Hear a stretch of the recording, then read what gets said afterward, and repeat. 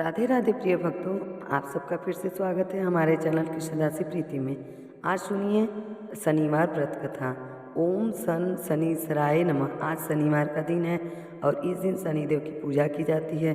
शनिदेव की पूजा करने से शनिदेव प्रसन्न होकर अपने भक्तों के सभी कष्ट दूर करते हैं। जिनकी कुंडली में शनि दोष हो, शनि की 7.5 या ढया हो तो उन्हें शनिवार का व्रत रखकर शनि व्रत कथा अवश्य पढ़नी और सुननी चाहिए। शनिदेव की कथा के साथ ही शनि चालीसा का पाठ करने से सभी प्रकार के कष्ट दूर हो जाते हैं और शनिदेव की कृपा से भक्तों के अच्छे दिन शुरू हो जाते हैं। तो आज सुनिए शनिदेव की कथा और श्री शनि चालीसा पाठ। शनिदेव की कृपा पाने के लिए आज के इस वीडियो को लाइक करके आप हम कमेंट बॉक्स में शनिदेव की जरूर लिखिएगा जय। हमारे साथ हमारे चैनल पर कृष्णदासी प्रीति सब्सक्राइब करना ना भूलें।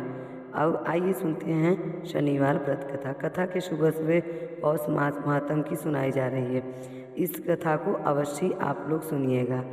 एक बार की बात है, सभी नवग्रहों यानी सूर्य, चंद्रमा, मंगल, बुध, बृहस्पति, शुक्र, राहु और केतु में विवाद छिड़ गया। इन सब में बड़ा कौन है, सभी आपस में झगड़ा करने लगे और कोई निर्णय न लेने पर सभी देवराज इंद्र के पास निर्णय कराने के लिए पहुँचे।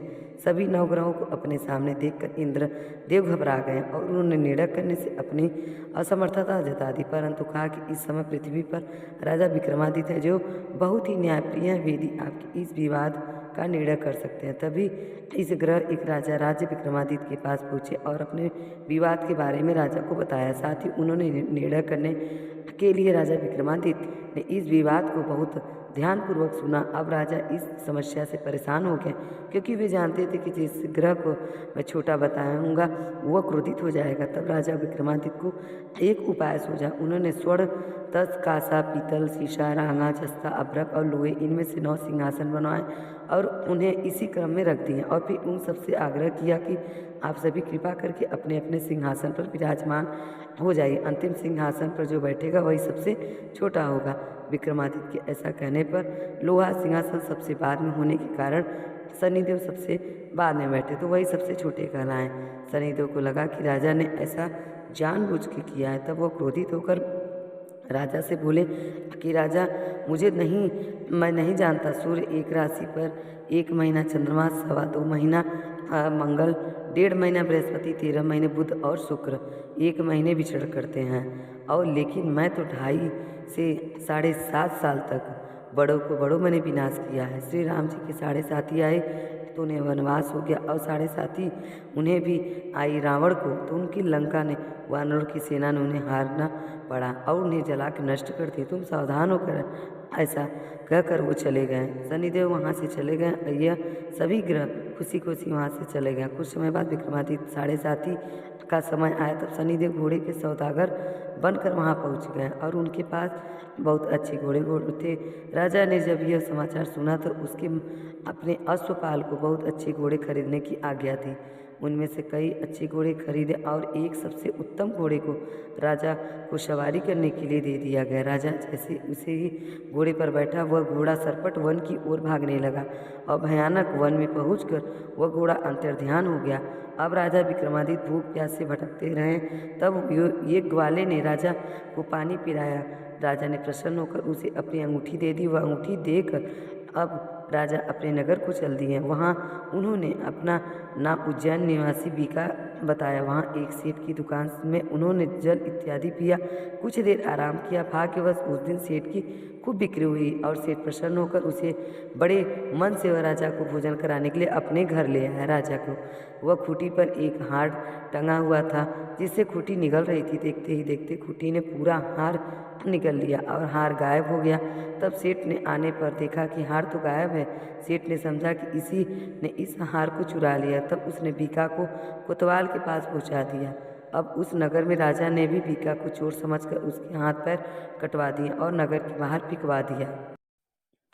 वहाँ से एक तेली निकल रहा था, जिसे बीका पर दया आ गई और उसने बीका को अपनी गाड़ी में बिठा लिया। वह अपनी जीप में बैल और को हाँकते लगा। उस समय राजा की शनि समाप्त हो गई और वर्षा ऋतु आने पर राजा मल्हार गाने लगा। राजा जिस नगर में थे वहाँ की राजकुमारी मनभावनी को उनका गाना इतना पसंद आया कि उनके मन ही में प्रण कर लिया कि वह उस राग गाने वाले से ही विवाह करेगी। राजकुमारी ने दासी को राग गाने वाले को ढूंढने के लिए भेजा।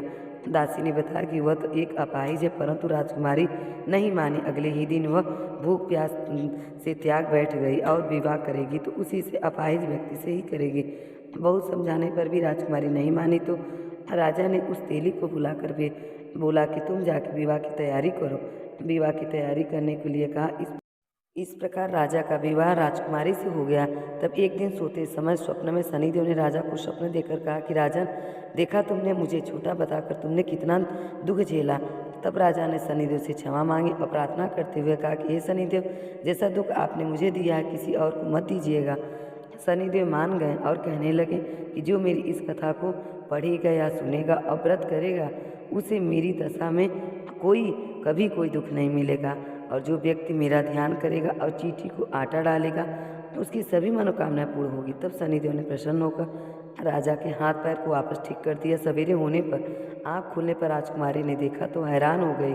अपनी पहचान छुपाते हुए राजा ने राजकुमारी को बताया कि वह तो उज्जैन के राजा विक्रमादित्य है। यह जानकर सभी बहुत प्रसन्न हुए। सेठ ने जब सुना तो वह राजा के पैर में गिरकर क्षमा मांगने लगा। राजा ने कहा कि वो तो शनिदेव का क्रोध था, इसमें किसी का कोई दोष नहीं है। सेठ ने फिर भी निवेदन किया कि मुझे शांति तभी मिलेगी जब आप मेरे घर चलकर भोजन करोगे। सेठ ने अपने घर तरह तरह के व्यंजन का स्वागत सत्कार किया और सबने देखा कि खूटी हार जो निकली थी अब उगल रही है। सेठ ने बहुत सारी मोहर देकर धन्यवाद किया। सेठ ने राजा से अपनी कन्या को श्री कंवरी से विवाह करने का निवेदन किया। उनकी एक पुत्री थी श्री कंवरी और राजा का पहले से एक विवाह हो चुका था, लेकिन राजा लोग तो कई विवाह करने की प्रथा रहती है।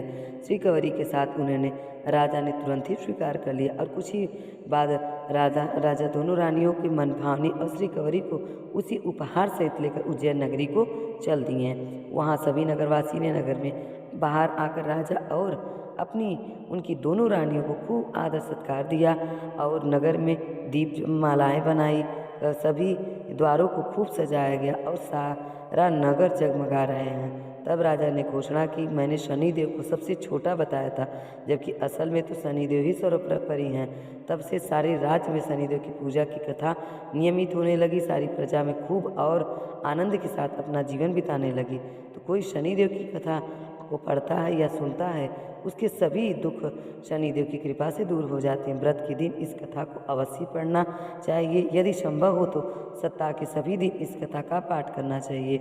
नहीं संभव हो तो एक बार शनिदेव की कथा अवश्य ही पढ़नी चाहिए। शनिदेव की कथा पढ़ने से उनकी कष्ट से जिसको कष्ट रहता है वो शनिदेव की कृपा से दूर हो जाती है। शनिवार के दिन लोहे का दान करने से शनिदेव प्रसन्न होते हैं, दोष शांत होता है। काले वस्त्र पहने यह नकारात्मक ऊर्जा को दूर करता है। शनि मंदिर में सरसों के तेल का दीपक जलाएं, शनि की कृपा मिलती है।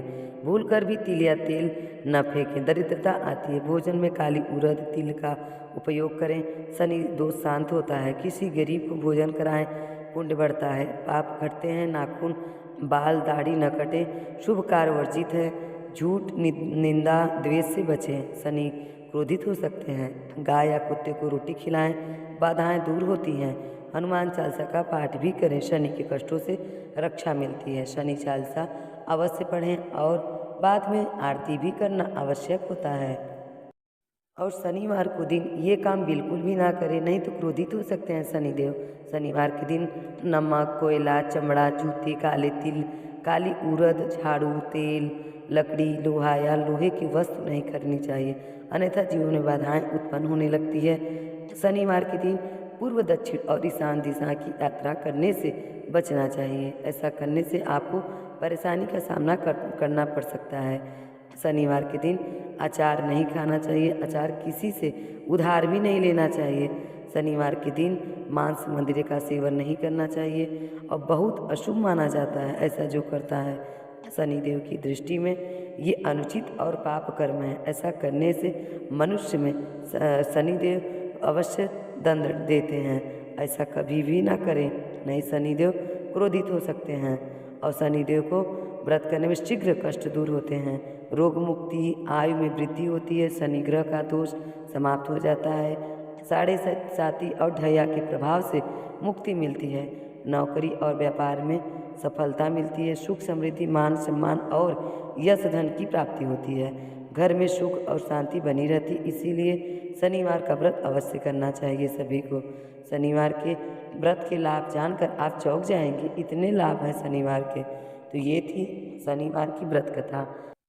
आपको अगर ये अच्छी लगी हो तो प्लीज़ मेरे चैनल को सब्सक्राइब करें और कमेंट में जय शनिदेव लिखना ना भूलें। राधे राधे, हरि बोल।